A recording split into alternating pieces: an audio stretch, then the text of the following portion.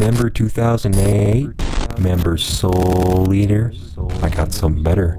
I got something real fucking good. Alright, better is debatable, but if you want to see what I think is the next step in shonen, I got you covered. What's going on, everybody? My name is Scamboli, and this is my series On the Radar, where I find good anime so you don't have to. Let's talk about it. One day, humans began to spontaneously combust and transform into fiery monsters. In order to combat this newfound epidemic, a force of humans able to control their firepower was assembled. A fire force. Our main character Shinra is one of the many people whose lives have been ruined by the ignition phenomenon and strives to become a hero. He joins the force and unknowingly begins a journey to uncover the root of everything.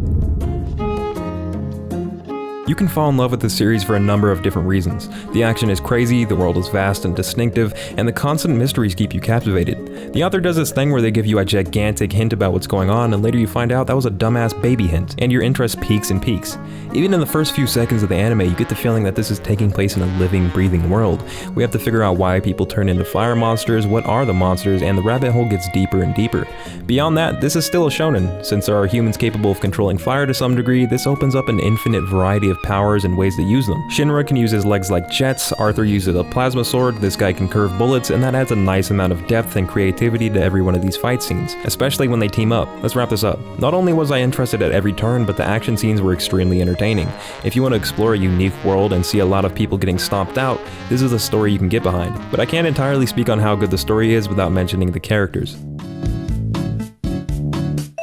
I always use the word likable for characters, but these guys are straight up lovable. Shinra wants what every other shonen protagonist wants, to be a hero. But what's different about him is that he's not some whiny little justice bitch. He's strong and pretty fucking crazy at times. I found his laid-back personality to be really refreshing, especially since shonen is dedicated to creating some of the most annoying main characters of all time. And my boy Arthur, he's dumb as dog shit and so fucking lovable, and later you find out the reason why he's so stupid. But what really makes these characters stand out is the chemistry they all have together. It really reminded me of the old Soul Eater days and hit me with a wave of nostalgia.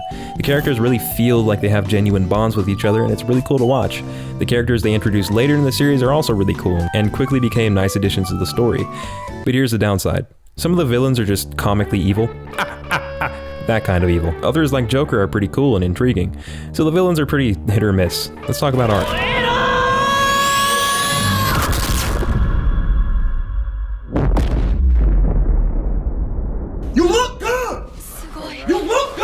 The art in the manga was good, but who the fuck was expecting the anime adaptation to come out this nice? The entire first episode basically looked like a movie. The abstract scenes really stuck with me and were a nice touch. The little shadows peering through the windows, the sick-ass windmill this chick does, it all adds up to create a gorgeous first episode packed with neat detail. And on top of that, it really sells this imaginary world and gives it some personality. This makes me really excited to find out what future fights look like, because at least in the manga, they're all pretty badass. But as you know, the first episode always looks better than the rest of the anime. All they have to do is not fuck it up, and this may be the most gorgeous anime since Shark Tales. And did I mention the waifus? Let's talk about the music. Much like the art, some of the music sounded like it was straight out of a movie. Each song was perfectly placed for what scene it was in. There was clearly a lot of care put into the music alone. However, there was not a single song that stuck with me in the first episode. If in the future we got something catchy like the One Punch Man and the My Hero soundtrack, I think this will really cement this anime's place in history. Final thoughts. Not a lot of anime genuinely excites me, but Fire Force is a strong exception.